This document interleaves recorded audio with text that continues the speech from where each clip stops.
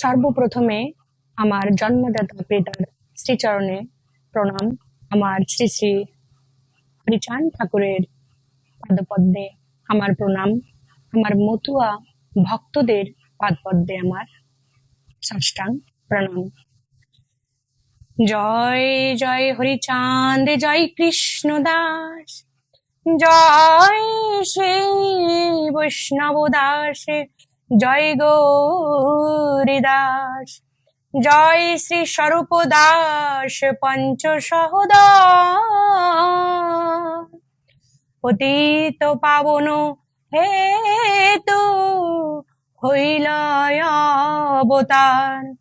জয় জয় গুরুচাঁদ, জয় হীরামন, জয় শ্রী গোলক চন্দ্র, জয় শ্রী লোচন, জয় জয় দশরথ, জয় মৃত্যুঞ্জয়, জয় জয় মহানন্দ প্রেমানন্দময়, জয় নাটু, জয় ব্রজ, জয় বিশ্বনাথ, নিজ দাস করি মোরে করো আত্মসাৎ।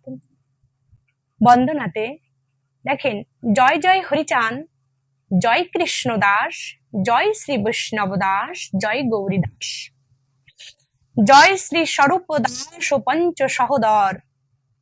তো এখানে লীলামৃতের যে বন্দনাটা আছে, তাই উনি এখানে লিখে বলেছেন যে দেখেন, মহান বৈষ্ণব ভক্ত যশোমন্তীজির এই 5 পুত্রের নাম কিন্তু ছিলেন।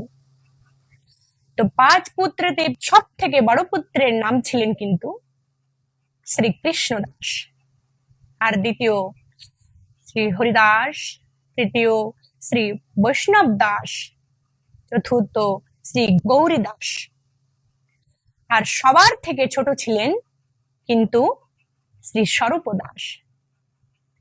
এখানে আমার দ্বিতীয় নম্বরে হরিদাস নামের কথা বলা হয়েছে। সেই হরিদাসই কিন্তু আমার শ্রী শ্রী হরিচাঁদ ঠাকুর বলে আমরা সবাই কিন্তু জানি।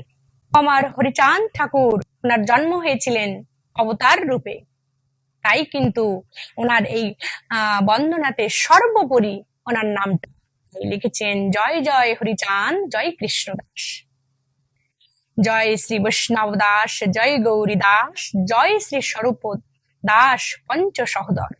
পতিত পাবন হেতু হইল অবতার। এই কথাটি কেন বলা হয়েছে? পতিত পাবন হেতু হইল অবতার। এনাদের জন্ম হয়েছিলেন কিন্তু এই পতিত পাবনে উদ্ধার করার হেতু। পতিত পাবন মানে কি?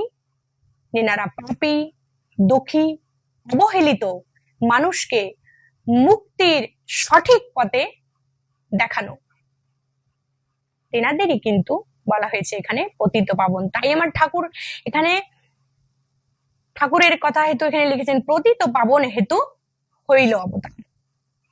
জয় জয় গুরুচাঁদ, জয় হীরামন। এখানে লিখেছেন যে গুরুচাঁদ ঠাকুরের এখানে কিন্তু আমার হরিচাঁদ ঠাকুরের পুত্র ছিলেন গুরুচাঁদ ঠাকুর।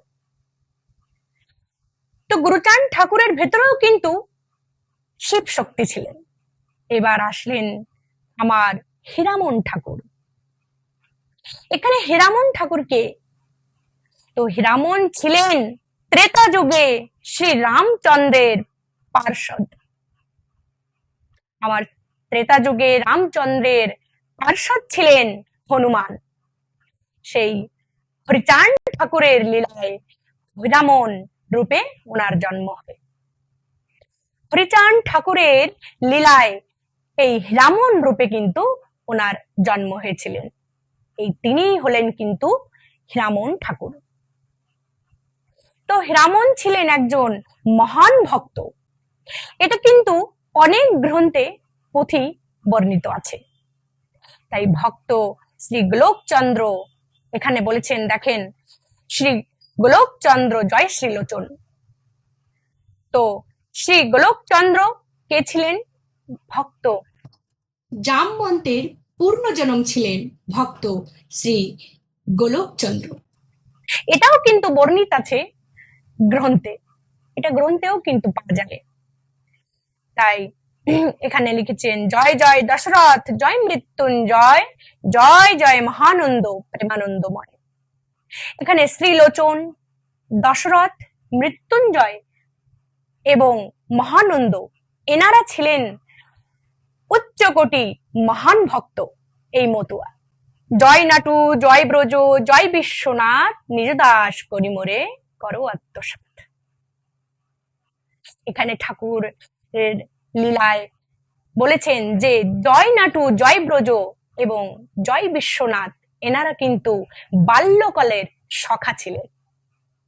বাল্যকালে ঠাকুরের সঙ্গে কিন্তু এনারা থাকতেন, পরম ভক্ত। তাই নিজ দাস করি মোরে করো আত্মসাৎ। তাই লেখক এখানে বলেছেন, হে প্রভু, আপনার দাস বানিয়ে নাও আর আমাকে ধন্য করো, পরিপূর্ণ করো। কত সুন্দর দেখেন লেখা। আশা করি আপনাদের এই বন্দনা খুব ভালো লেগেছে।